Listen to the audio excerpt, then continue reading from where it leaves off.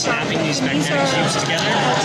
No programming required. So each cube you see here does one thing, and it's how you combine them. That's how you get something interesting. So here's a distance sensor, a battery, and a bar graph. So and you've got an option in terms of the different higher value sensors that and there you can add on. So throw on a rotate block that's going to spin.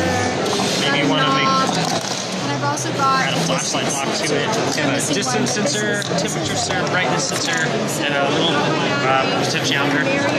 And do you program it? So program it differently, or Don't have to program it, which is part of the beauty, but you can. So we have a Bluetooth cable you can snap on, go on the computer, see your robot on the screen, and reprogram any of the cubes. can I see it? Yeah. So how is it programmed? Alright, so on this robot we have 2 drive blocks on the bottom, 2 distance sensors up top, the battery block, and you get this kind of steering behavior out of that. In the middle here is a passive, so that's passing power and data. It's kind of a structural block. If we want, we can swap that with a blocker block. So this guy passes power but no data. Gives a little bit sharper turning.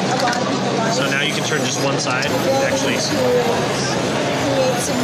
What did you do right now? so this blocker block in the middle, Yeah. it's isolating our left side from our right side.